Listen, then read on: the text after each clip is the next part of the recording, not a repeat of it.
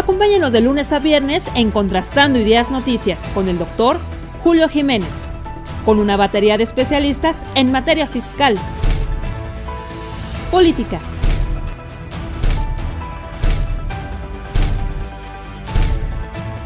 economía, finanzas, justicia, deportes y espectáculos. Acompáñenos a las 22 horas, tiempo del centro. Así es, amigos. Bueno, pues hoy estamos en esta mesa de análisis, en las entrevistas que hemos tenido con diversos, pues, protagonistas de este polémico, inédito proceso electoral para elegir a los nuevos integrantes del proceso que estamos ya prácticamente a concluir el próximo 1 de junio. Esta elección que va a ser una elección pues yo diría, debatida, polémica y objeto de mucho escrutinio. Quiero bienvenir a un destacado abogado penalista, a un candidato que ha trabajado, que ha caminado, que ha dialogado con los vecinos de las alcaldías, pues Gustavo Madero, que ha tenido un encuentro muy interesante a nivel ciudadano. Bienvenido, el licenciado David Santillán, ¿cómo está usted? Bien, muchas gracias a tu auditorio por esta invitación. Mira, este polémico proceso electoral que estará concluyendo el próximo 1 de junio, quiero formular una pregunta directa a nuestro invitado de esta mañana. Licenciado Santillán, ¿qué retos, qué desafíos representa para usted este polémico, inédito proceso electoral? Los retos son muy grandes debido a que, pues desgraciadamente, en esta reforma judicial, el porcentaje de gente que va a participar por parte del Poder Judicial pues, es el 90%. Es decir, su servidor, como otros candidatos, que pertenecemos al 10% de personas que no tenemos una carrera judicial, pero sí una carrera ministerial o de defensoría de oficio o asesor o como asesores jurídicos, en los cuales es importante que la ciudadanía sepa que habemos personas que estamos participando en este proceso, que tenemos las bases y los fundamentos y el conocimiento en el cual el Poder Judicial evidentemente se encuentra corrompido, se encuentra lleno de vicios y de muchas malas mañas, en los cuales esta reforma se realizó por esos atrasos, por esos inconvenientes, porque desgraciadamente siempre le echan la culpa al Ministerio Público de hacer malas investigaciones. Sin embargo, los jueces son los que tienen la directriz para determinar ciertas conductas, en este caso los tipos penales, y poderlas llevar a buen puerto. Sin embargo, siempre somos los mitigados o los segregados en la circunstancia de la investigación. Creo que todo esto debe de cambiar. Habemos muchas personas que somos operadores del sistema, que también tenemos los conocimientos y también tenemos las bases para poder dirigir realmente lo que hacen los jueces, en este caso en materia penal, dirigir las audiencias o dirigir los juicios de amparo para evidentemente obtener una resolución favorable o desfavorable, pero en el menor tiempo posible. Entonces, creo que uno de los retos primero es despresurizar al Poder Judicial con la finalidad de que todos estos casos rezagados salgan de una manera pronta y expedita, como lo marca la propia Constitución. Y es algo que a los juzgadores se les ha olvidado. ¿Por qué? Porque el día de hoy con esta reforma ya se les quitó el tema de que van a ser juzgadores para toda su vida hasta que se jubilen. No, hay una temporalidad. Entonces, es ilógico que el Poder Judicial, del cual estaba en contra de la reforma, pues el día de hoy forman parte y los propios jueces, los tenemos en las boletas, en funciones, quieran seguir estando en los cargos. Yo creo que la ciudadanía Claro. debe de saber eso, es que es muy importante. Licenciado Santillán, ¿qué opinión le merece el reconocimiento que hace el presidente de la mesa directiva del Senado de la República, el senador Gerardo Fernández Noroña, al reconocer que se les colaron pues algunos candidatos que presuntamente están vinculados o relacionados con grupos de la delincuencia organizada, que han sido abogados representantes de narcotraficantes, otros más están incluso pues señalados, imputados por algún tipo de delito de impacto, ¿no?, relacionados con agrupaciones religiosas? ¿Esto restaría falta de idoneidad, restaría autonomía e independencia o generaría un conflicto de interés? ¿Qué opinión le merece el licenciado Santillán? Punto número uno, yo fui propuesto por la convocatoria del Poder Judicial en la cual para poder ingresar tenías que ingresar con tu FIREL, por lo tanto había un escrutinio para el tema de revisar la documentación Claro. por parte de toda la gente que fuimos, fuimos señalados o fuimos promocionados por la convocatoria judicial, por lo tanto en la convocatoria ejecutiva y legislativa no hubo ningún tipo de filtro. Por lo tanto, ese fue un error por parte de Claro. los poderes, tanto ejecutivo como legislativo. Pero en esta circunstancia es ilógico e incongruente que el INE esté bajando a los candidatos que tienen cuestiones que incumplimiento a la obligación alimentaria, cuestiones de violencia de género, y no esté bajando a la gente que se encuentra relacionado con cuestiones de crimen organizado. Es una broma, la verdad, esta Claro, circunstancia. totalmente. Nuevos integrantes de un nuevo esquema judicial. Evidentemente la población no está preparado porque en 2 meses no puedes darle difusión de cómo saber quién es tu candidato y cómo votar. Somos muy pocas las personas, le digo somos muy pocas porque los candidatos que estamos en esta tesitura hemos salido a las calles a recorrer, en mi caso, Azcapotzalco, la parte que me corresponde de Gustavo Amadero, acercarnos a la ciudadanía.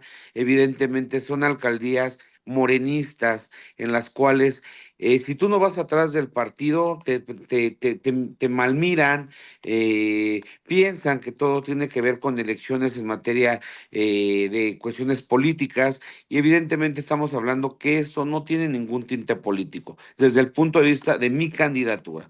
Desgraciadamente ha habido algunos TikToks, ha habido algunas circunstancias que han subido a las redes sociales en los cuales las propias alcaldías y las Ujú. propias figuras de Morena han proporcionado por qué personajes estar votando y evidentemente ya no estamos en la época de los ochentas, en la época de López Portillo, en los cuales les decías a la ciudadanía por quién votar.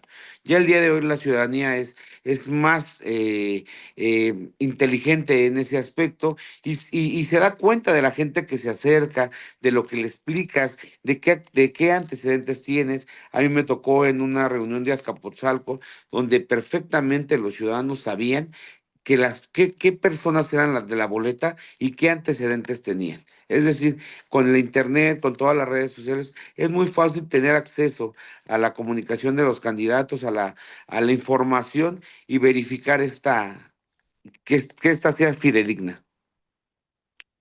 Licenciado Santillán, ¿qué opinión le merece pues algunos candidatos que se han tomado por asalto las redes sociales con bailes, con expresiones, con pues no sé si llamarle vaciladas o con juegos que resultarían graciosos o chistosos como el candidato a la corte, pues el doctor Chicarrón o la futura ministra Nora la Transformadora, se autodenominan y se ponen apodos. ¿Usted cree que esto abona, esto construye un principio de seriedad, formalidad, legalidad, independencia, autonomía, congruencia profesional, licenciado Santillán? Pues desgraciadamente con el tema de las redes sociales, las personas siguen más exactamente estas burlas, estas pantomimas, le puedo llamar, y evidentemente llegan al corazón de las personas que están constantemente en las redes sociales. Sin embargo, no conozco por parte del doctor Aristides o de la maestra Dora, no conozco que no tengan la capacidad para formar parte de la Suprema Corte. Sin embargo, yo creo que son estrategias o argucias que pueden hacer a través de las redes sociales para poder cambiar un poco los formalismos, que eso no tiene nada que ver.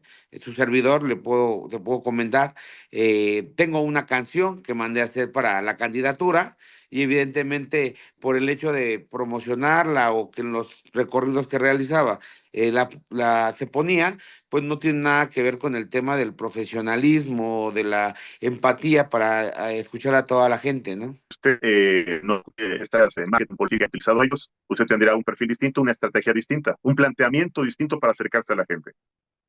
Sí, estas elecciones lo que nos han permitido es que tengamos que ser empáticos con la ciudadanía, porque desgraciadamente no nos ponemos en la Claro, posición que ellos tienen y no entendemos que hay personas en los centros de reclusión que llevan más de 2 años sin ninguna sentencia, que seguimos en etapas intermedias con diferimientos innecesarios, que tenemos cuestiones de amparo donde llevamos más de 2 años donde no se ha resuelto ni siquiera por parte del juzgador o del colegiado estas resoluciones. Entonces, no puede ser esta circunstancia. Creo que la primera acción es de manera inmediata, en el caso de vernos favorecidos, tomar las riendas de tanto juzgados como centros de justicia penal federal y despresurizar todo lo que tenga mayor antigüedad.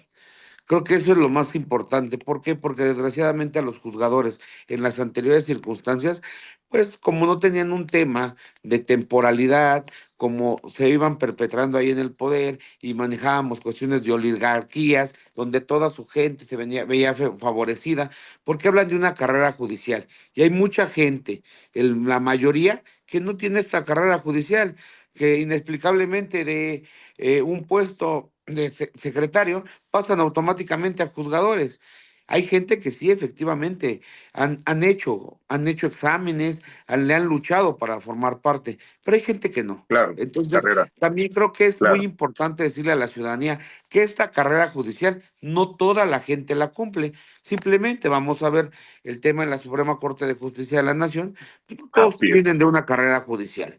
Entonces, creo que ese peldaño en el cual el Poder Judicial se está afianzando de, ay, solamente la gente que tenga carrera judicial es la que debe de permanecer en esos puestos, creo que no es la mejor elección. Habemos personas que también tenemos una carrera ministerial, una carrera en la Defensoría Pública, una carrera en la asesoría jurídica, que podemos también llevar a cabo esos puestos y podemos llevar a buen puerto todas las circunstancias en las que nos hemos visto minimizados por parte de los jueces, porque desgraciadamente al ser partes, los jueces Claro, también nos minimizan, nos denigran, porque evidentemente simplemente hacemos nuestro trabajo. Creo que ningún ministerio público se para decir, ahora, ¿qué le voy a pedir al juez? No, hombre, creo que no. totalmente. A compartirnos una última reflexión, un comentario a nuestro auditorio, a su electorado. ¿Qué le diría a usted en esta última semana que está por venir? Pues que tengan que es necesario que ejerzan tanto su derecho como su obligación como ciudadanos de votar este 1 de junio, porque en sus manos, en la mano del pueblo, está la circunstancia de cambiar toda esta gente del Poder Judicial. Que no se dejen llevar por la idea de que la gente del Poder Judicial, la gente que esté en funciones, está haciendo bien su trabajo. No toda la gente tiene Claro, esta, esta decisión en el sentido de que dejen a las personas del Poder Judicial. Habemos también personas que somos parte de esta reforma, que queremos cambiar, que somos a lo mejor la minoría, porque estoy hablando del 10, el 15%, que no pertenecemos al Poder claro, Judicial, pero que queremos cambiar este Poder Judicial, porque ya lo hemos vivido desde nuestras entrañas. Hemos visto cómo a las personas víctimas, hemos visto cómo a nuestros defendidos se ha vuelto un tema de una manera laxa, de una manera donde el juez ni siquiera le hace un entendimiento a las partes, ni siquiera les explica qué es lo que está sucediendo por lo que respecta a los jueces en materia penal de los centros de justicia penal federal. No hablemos de amparo, porque ni siquiera es posible hablar con el juez de amparo, ni con sus propios claro. proyectistas, ni con los secretarios que están a la No, mano los proyectos. imposible. Entonces, creo que esa empatía, ese acercamiento a la gente es necesario, tanto en el nivel federal como en el local, donde desgraciadamente la gente ni siquiera es escuchada. Ya lo decía el generalísimo Morelos, que tú te acerques a los tribunales y puedas ser escuchado. La gente no puede hacer eso. Totalmente. Pues yo quiero agradecerle al licenciado David Omar Santillán su presencia, sus comentarios, su reflexión, que son sin lugar a dudas pues muy válidas, son acertadas, son objetivas y son congruentes con la voz de un profesional que es una voz autorizada. Señor licenciado David Omar Santillán, es un placer saludarlo y agradecerle su presencia y sus comentarios aquí en Contrastando Ideas. Les deseamos un excelente fin de semana y mucha suerte este próximo 1 de junio. Muchas gracias, gracias a tu auditorio. Gracias. El licenciado David Omar Santillán, aquí en Contrastando Ideas.